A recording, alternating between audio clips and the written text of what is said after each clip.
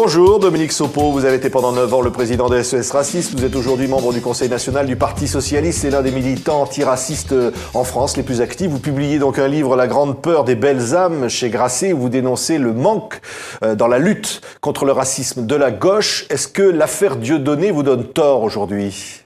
Non, elle ne me donne pas tort dans la mesure où ça n'est pas parce qu'il y a une action ponctuelle qui est massive d'un point de vue médiatique que cela change quelque chose. Je pense que depuis l'élection présidentielle de 2012, il y a eu une grande absente qui est la lutte antiraciste, malheureusement, que ce soit en matière de discrimination, en matière de relégation urbaine, en matière de lutte contre les préjugés, et que je ne pense pas que nous y soyons aujourd'hui dans une proximité avec un engouement pour la lutte antiraciste. Vous ne croyez pas à la détermination nouvelle, on va dire, contre Dieudonné, de Manuel Valls, par exemple, qui est allé très loin, le ministre de l'Intérieur, donc, pour interdire les spectacles de Dieudonné. Il y a d'ailleurs 2 spectacles dont les arrêtés ont été pris, des arrêtés d'interdiction. Non, je ne pense pas que cela en soi initie une nouvelle phase. On verra, pour le coup. Mais Manuel Valls est aussi une personne qui a eu des propos sur les Roms, sur les sans-papiers, etc., qui ont été très durs. Et je ne pense pas que ça initie un changement de pied de ce point de vue-là. Mais peut-être que je me trompe. Oui, vous dites aujourd'hui qu'il s'agit d'une affaire politique. Vous avez l'impression que le Parti socialiste, dont vous êtes l'un des dirigeants, essaye un peu d'utiliser cette affaire pour masquer le reste ? Non, je ne dirais pas ça. On est quand même face à un personnage Dieudonné qui est un personnage dans une dérive antisémite évidente et totalement obsessionnelle aujourd'hui quand on regarde ses spectacles. L'antisémitisme est évidemment, comme toute forme de racisme, un danger majeur pour la République. Et ce qu'essaye de faire Dieudonné finalement, c'est d'affaiblir le pacte républicain. Donc il est quand même normal qu'il y ait des réactions. Est-ce que la réaction d'interdiction est une réaction saine et légitime ? Ça, c'est un débat. Oui, alors, je vais quand même vous demander votre avis là-dessus, parce qu'effectivement, il y en a qui disent, notamment la Ligue des droits de l'homme, que ça n'est pas possible, ou en tous les cas, c'est pas une bonne chose, c'est contre-productif tout simplement d'interdire à un humoriste de se produire sur scène et que ça va lui finalement le rendre victime et que ça va lui faire de la publicité. Alors, il est sûr qu'il y a de toute façon un risque de martyrologie, puisque c'est manifestement aussi ce que cherche Dieudonné. Moi, lorsque j'ai été président de SOS Racisme, j'avais initié la plainte qui avait donné lieu à la première condamnation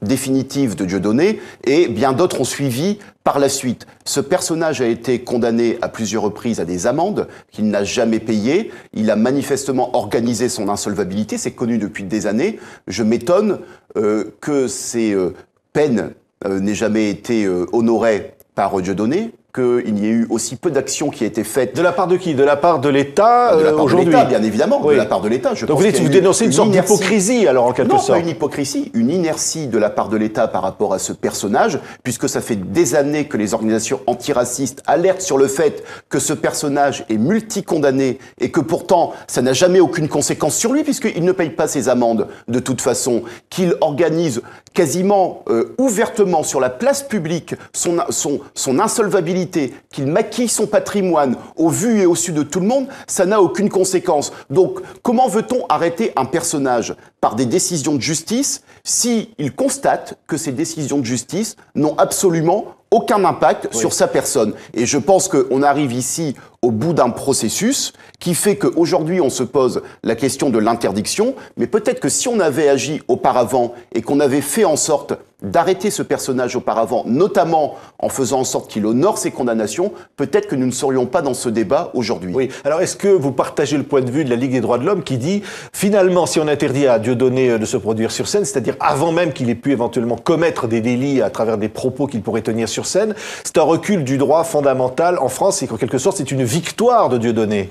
Ça dépend sur quelle base on interdit les spectacles. Il peut y avoir des troubles à l'ordre public qui légitiment l'interdiction des spectacles. Si par contre on avait des jurisprudences d'exception pour ce personnage, là ça poserait évidemment un problème. Il y a une poursuite pour atteinte à la dignité humaine, risque de trouble à l'ordre public, à travers la circulaire de Manuel Valls, c'est très clair. Pour l'instant, l'interdiction, notamment par le préfet de Nantes, on est plutôt sur le trouble à l'ordre public ou le risque de trouble à l'ordre public.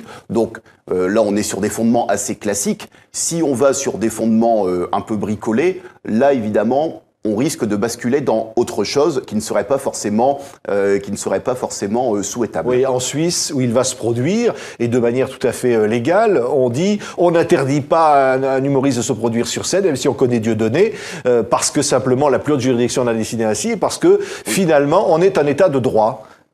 Oui, bah écoutez, ça c'est la jurisprudence en Suisse et la loi en Suisse. On verra ce que diront les tribunaux en France en l'occurrence. Je pense que face à ce type de personnage, il faut tout simplement lui opposer le droit et toute la rigueur du droit, et rien que la rigueur du droit. Et on verra quelles sont les constructions juridiques pertinentes pour faire en sorte que ce personnage ne puisse pas, par contre, parce que là c'est quelque chose d'absolument légitime, ne puisse pas continuer à déverser sa haine antisémite, spectacle après spectacle, puisque aujourd'hui, ces spectacles ou ces prétendus spectacles sont en fait des meetings politiques qui sont des tribunes pour l'antisémitisme. Oui. Alors vous dites, Dominique Sopo, et d'ailleurs c'est l'objet donc de ce livre publié chez Grasset, vous dites c'est un échec finalement de la politique antiraciste en France, et c'est aussi l'échec de la gauche d'avoir aujourd'hui un Dieudonné qui tient les propos dont vous parlez. Bah, écoutez, cela fait plusieurs mois que la gauche est au pouvoir et qu'elle a objectivement, massivement, ouvertement abandonné tout le champ antiraciste.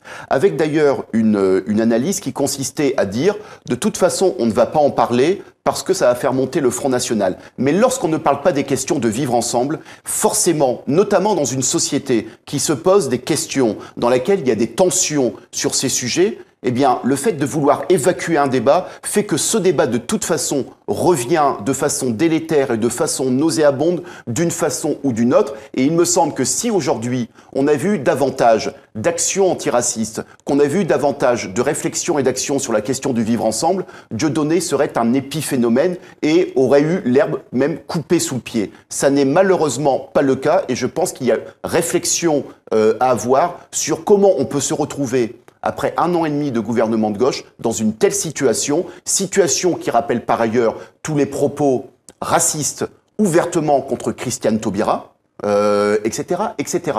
Je pense que là, on voit bien que quand on ne parle pas d'antiracisme, on ne fait pas la nique stratégique ou électorale à je ne sais quoi. On prépare en général des lendemains qui déchantent. Merci Dominique Sopo, membre du Conseil national du Parti socialiste, et donc vous avez présidé pendant 9 ans SOS Racisme jusqu'à un petit peu plus d'il y a 1 an. Puis donc chez Grasset, ce livre, cette lettre pour la grande peur des belles âmes, et donc ce manifeste pour la gauche et l'antiracisme. Merci d'avoir été notre invité. Merci à vous.